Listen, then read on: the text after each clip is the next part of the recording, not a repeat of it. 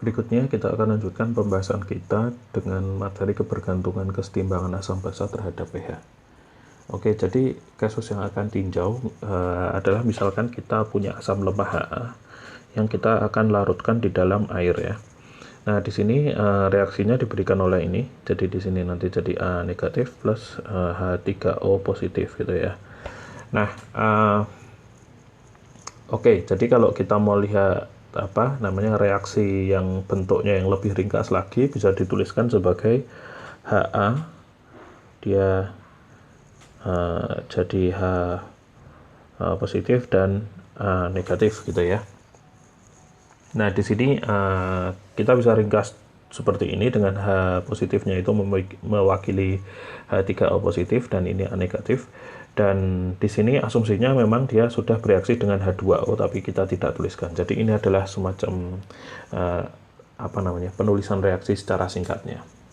Nah, sekarang kita lihat kalau dari yang di situ dituliskan secara komplit, kita bisa lihat bahwasanya di dalam larutan ini zat terlarutnya adalah asam lemah Ha dan ion A negatif yang memang berada secara bersamaan di dalam larutan tersebut.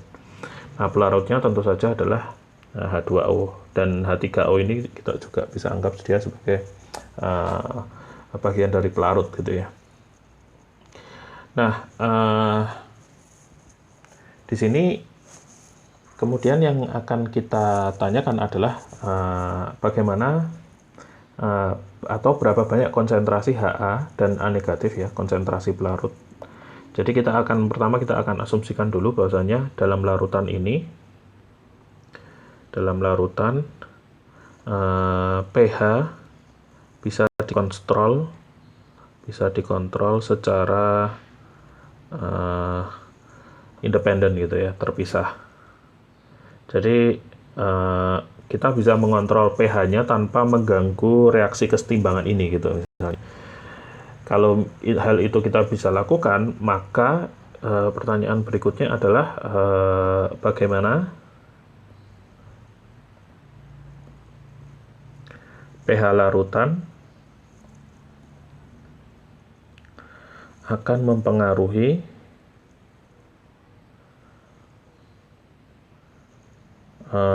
mempengaruhi kadar konsentrasi zat terlarut. Konsentrasi zat terlarut yaitu Ha dan ion A negatif gitu. Nah, di sini kita akan berikan bahwasanya konsentrasi total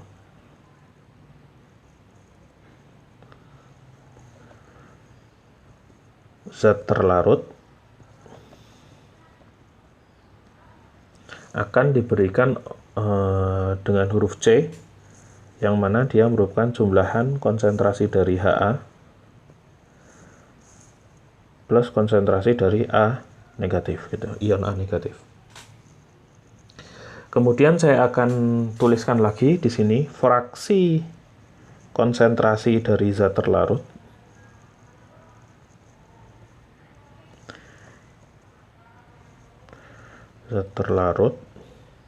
itu akan diberikan untuk fraksi dari asam lemah Ha itu diberikan dengan konsentrasi Ha dibagi dengan konsentrasi total C, dan konsentrasi dari ion A negatif itu akan diberikan dengan konsentrasi ion A negatif dibagi dengan konsentrasi total C. Nah, dari sini kita juga akan melihat bahwasanya untuk reaksi kimia yang ini, kita akan punya di sini Ka-nya itu diberikan oleh konsentrasi H+, konsentrasi A- dibagi dengan konsentrasi H gitu ya. Itu adalah ini adalah konstanta disosiasinya ya, konstanta kesetimbangannya, Ka-nya. Nah, dari Ka ini ya, Ka ini kita bisa tuliskan lagi dari sini, kita akan tuliskan bahwasanya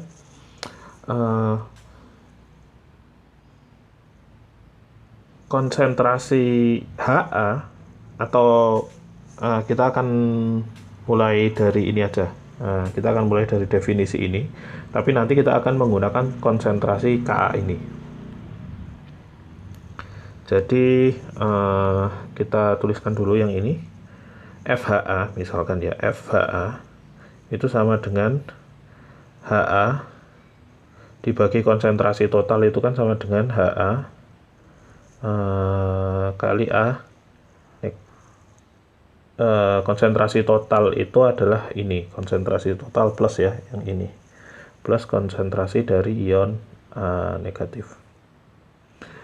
Nah, supaya pembagiannya kita bisa lakukan lebih mudah ya, di sini kita bisa bawa dia dalam bentuk gini, 1 dibagi, nah ini dibalik, HA plus A negatif dibagi dengan konsentrasi HA ya.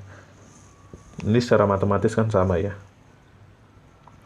sehingga ini HA per HA jadi 1, A negatif per HA, berarti FHA itu kita bisa tuliskan sebagai 1 per 1 plus konsentrasi A negatif dibagi dengan konsentrasi HA. Nah, oke, kita akan kemudian menggunakan relasi konstanta disosiasi ini ya, karena ini nanti ada relasinya ya. Kita bisa lihat di sini A negatif dibagi konsentrasi A negatif dibagi konsentrasi HA itu adalah bagian yang ini. Oke, kita akan lanjutkan di halaman berikutnya.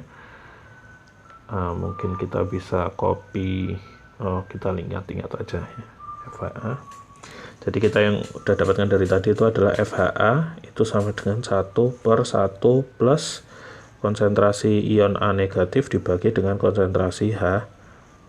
Ini ya, itu berdasarkan hasil kita yang ini. Kemudian kita juga punya Ka atau konstanta disosiasi dari asamnya.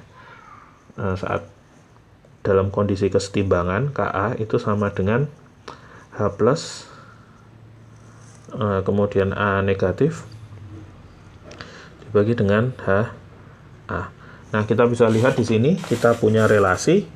Dari relasi ini berarti saya punya A negatif, konsentrasi ion A negatif dibagi dengan konsentrasi asam lemah HA itu bisa dituliskan sebagai Ka dibagi dengan konsentrasi dari ion H plus gitu ya. Nah, kita bisa substitusikan ini ke sini ya, sehingga saya akan punya FHA itu sama dengan 1 dibagi 1 plus Ka dibagi dengan konsentrasi dari ion H positif. Atau ini kita bisa tuliskan di sini jadi H plus gitu, plus Ka dibagi dengan HA H plus 1 gitu ya. Jadi di sini sama dengan positif dibagi dengan H positif plus Ka gitu. Nah, ini ya, jadi ini adalah relasi akhir yang kita ingin cari tahu. Berarti fraksi konsentrasi dari asam lemah HA itu adalah di sini ion H positif dibagi dengan jumlah konsentrasi ion H positif ditambah dengan konstanta disosiasi. Nah, jadi ini adalah hasil akhir yang kita inginkan, karena kita bisa mendapatkan relasi antara konsentrasi asam lemah terhadap ion H+ yang ada di larutan, atau ini kan sama juga dengan pH, karena bisa diingat ya, pH itu definisinya adalah sama dengan minus logaritma dari H positif. Jadi kalau kita sudah dapat ini, otomatis kita sama aja udah dapat pH ya. Jadi ini kita udah dapat relasinya di sini. Nah, oke. Berikutnya kita tinggal mencari tahu seperti apa relasi konsentrasi zat terlarut satunya, yaitu ion A negatif terhadap H+ dan juga konstanta disosiasi Ka gitu. Nah, di sini untuk untuk ion A negatif itu kan fraksi konsentrasinya diberikan oleh relasi ini ya. Jadi kita kasih garis gitu ya. Jadi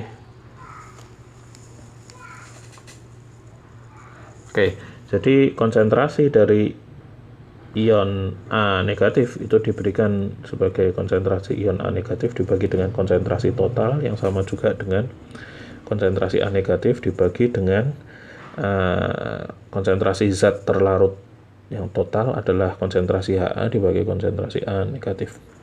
Nah, ini sama metodenya seperti tadi ya. Jadi kita balik dulu supaya mudah pembagiannya.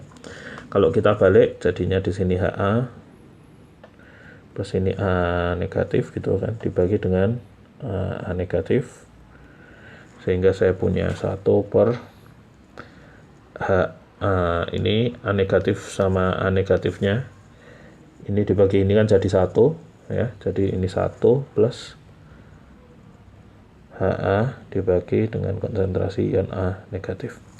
Nah, di sini kita akan gunakan relasi, kembali lagi relasi yang ini ya, relasi yang bagian atas ini ya. Nah, di sini yang saya inginkan adalah untuk mendapatkan konsentrasi HA dibagi A negatif. Jadi kalau di sini saya bisa lihat dari relasi itu, maka saya akan punya konsentrasi HA dibagi dengan konsentrasi A negatif itu sama dengan konsentrasi ion H positif dibagi dengan Ka. Ya, jadi relasi ini yang akan kita substitusikan ke sini, gitu ya. Sehingga saya akan punya di sini sama dengan 1 plus konsentrasi H positif dibagi dengan Ka gitu ya. Kemudian kita bisa uraikan di situ, kita lakukan perhitungannya. Berarti di sini adalah Ka, di sini adalah Ka, di sini adalah plus H konsentrasi ion H positif.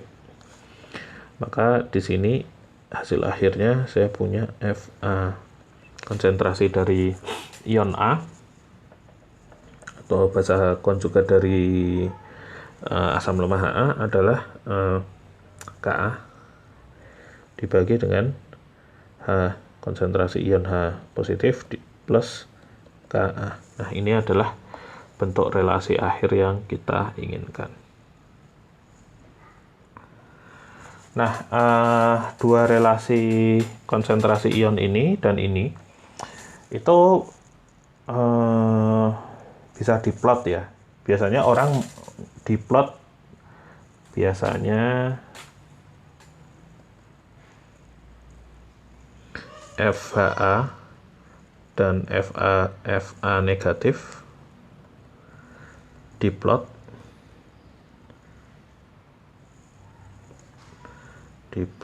sebagai fungsi dari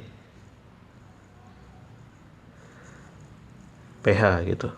Nah, otomatis kalau kita mau ngeplot dia sebagai fungsi pH, ini kita bisa berikan dalam bentuk pH ya, pH.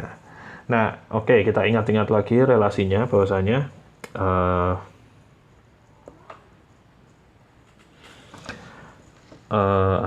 pH itu sama dengan minus logaritma dari ion H positif kan gitu. Sehingga kalau dari sini saya akan punya relasi logaritma dari H positif itu sama dengan minus pH ya kan.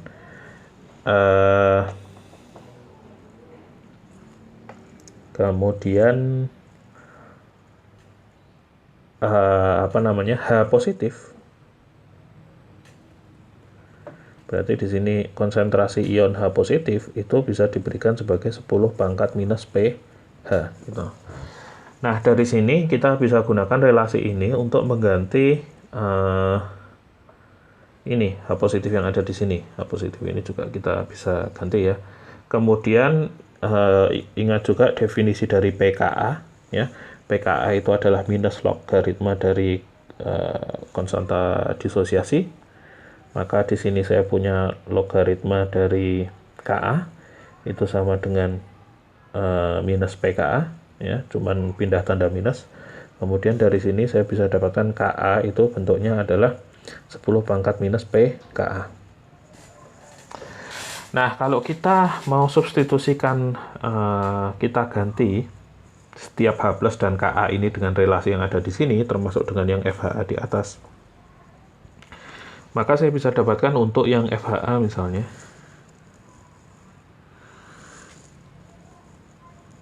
FHA itu kita bisa lihat di sini relasinya H positif, ya.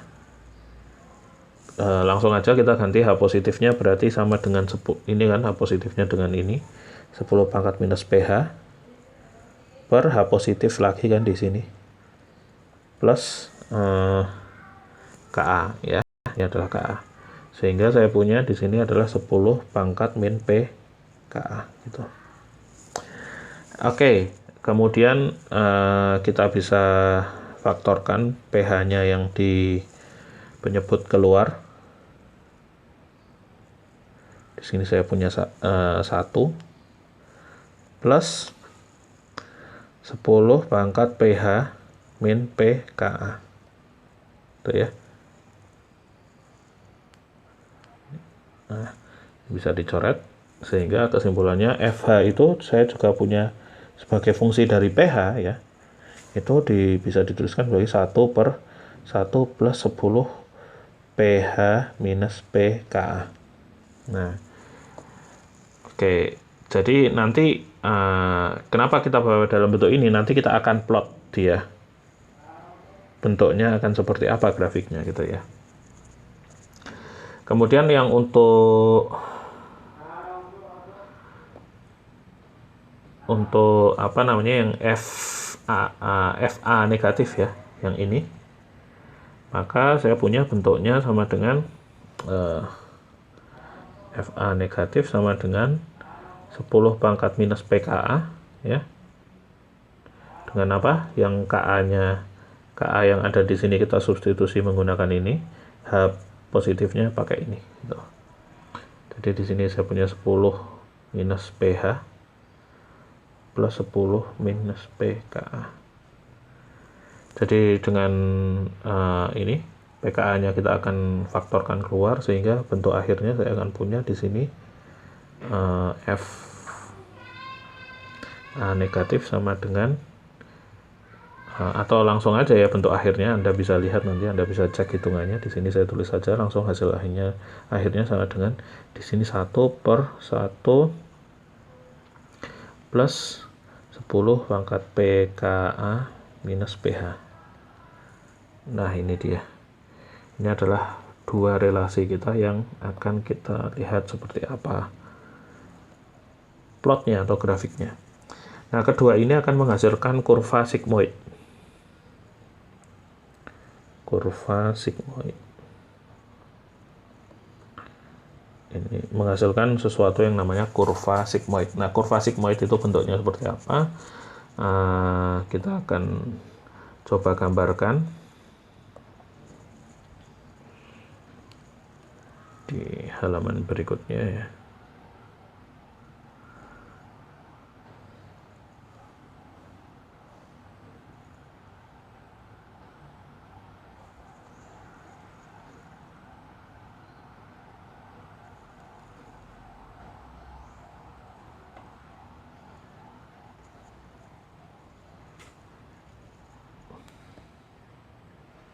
Jadi ini hasilnya adalah berupa kurva sigmoid.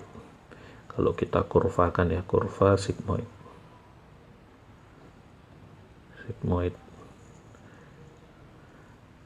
Oke, kalau yang HA dulu deh. Jadi kalau kita gambarkan, misalkan ini kurvanya, di sini pH,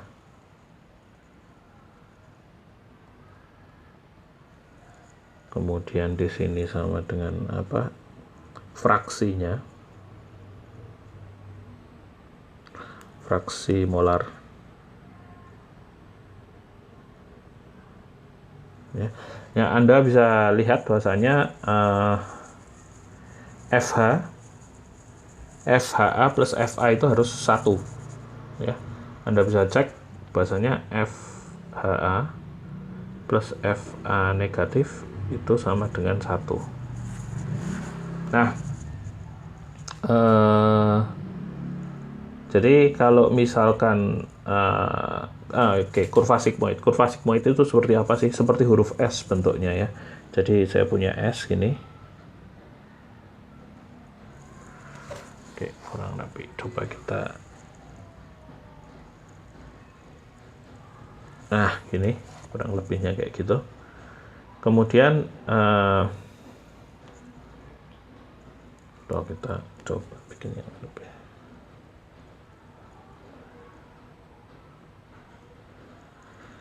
Oke, ini adalah kurva sigmoid, itu bentuknya kayak huruf S gini. Dan dia ini maksimal di sini sama dengan 1 gitu ya.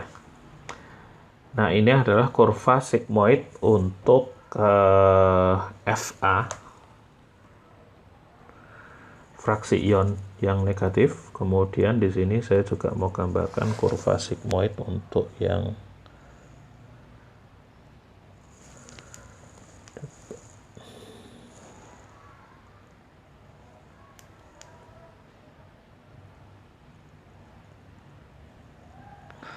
kurva sigmoid tapi ininya kebalik gitu ya. Kita rapikan.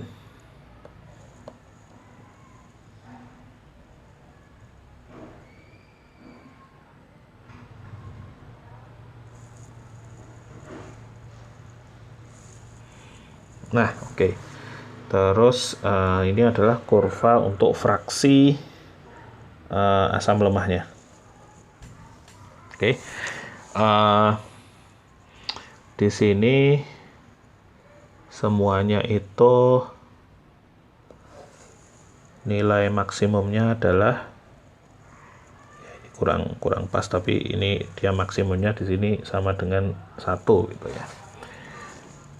Oke, jadi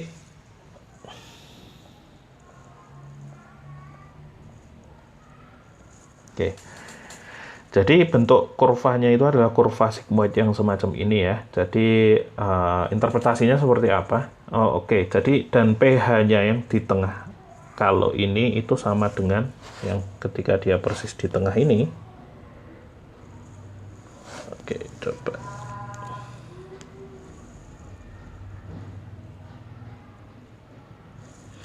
Ketika dia persis di tengah ini ya, itu nilainya adalah setengah gitu.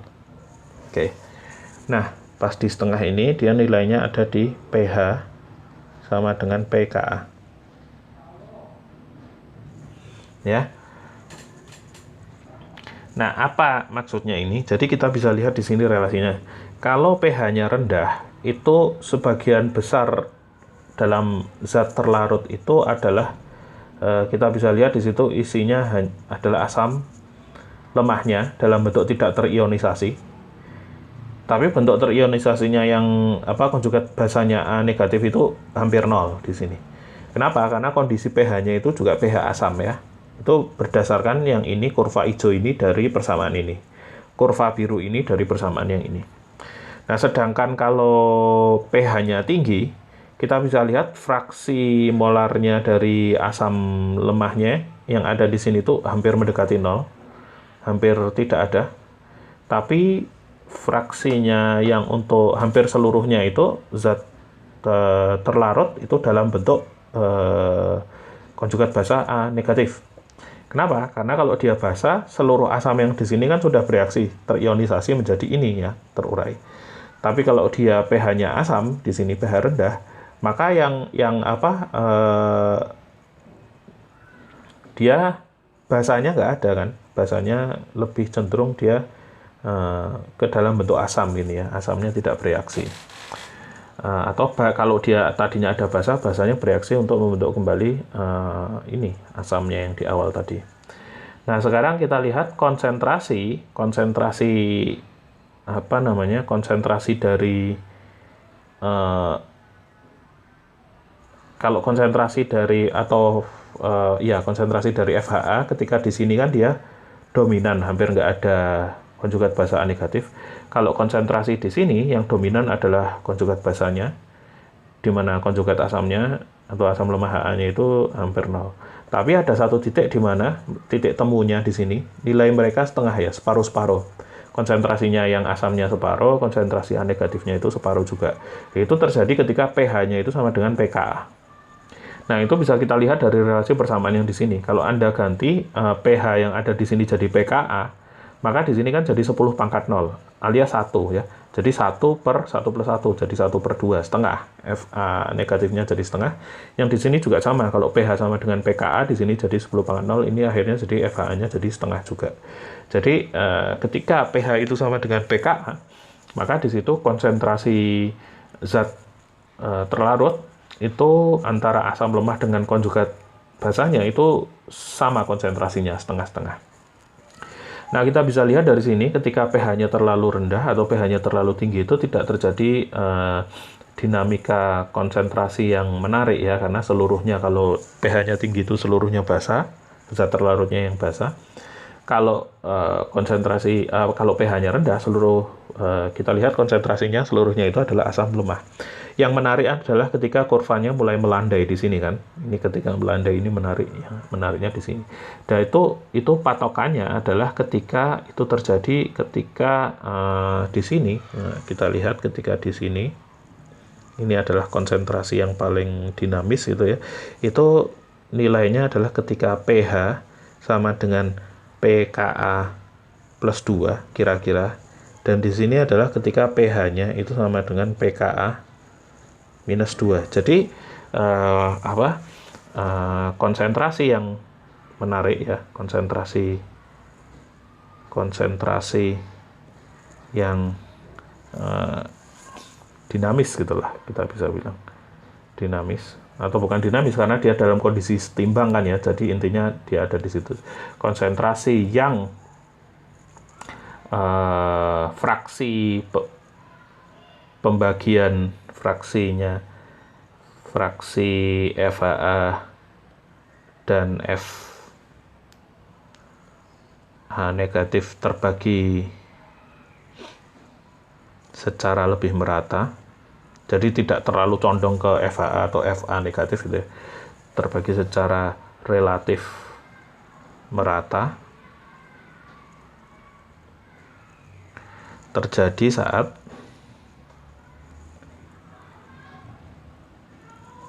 saat pH-nya itu bernilai, kita pakai warna lain, terjadi pada gitu ya.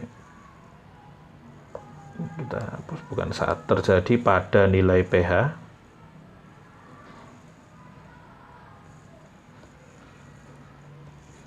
pH-nya itu sama dengan pKa plus minus 2 ya. Jadi pada rentang ini itu kita bisa lihat fraksinya itu, atau ini bisa kita geser sebenarnya, tapi ya gambarannya Anda mungkin udah memahami ya. Jadi pada rentang-rentang ini, di mana ini mulai naik dan ini turun, itu adalah di mana fraksinya itu terbagi secara lebih merata daripada kalau ini keseluruhan FA, keseluruhan A negatif, dan di sini keseluruhan HA. Dan oke, asumsi kita semua ini tadi kita hitung untuk asam yang monoprotik ya. Asam yang monoprotik itu apa? Monoprotik itu dia asam yang hanya bisa menyumbangkan satu proton ya, 1 H+. Ini semua tadi asumsinya kita gambarkan untuk asumsinya adalah ini untuk asam yang monoprotik. Untuk asam monoprotik atau asam yang hanya bisa memberikan satu ion H positif gitu ya. Kalau untuk yang poliprotik itu nanti gambarannya kurang lebih sama sih, Di sini kita gambarkan untuk yang monoprotik itu untuk lebih mudah untuk memahaminya saja.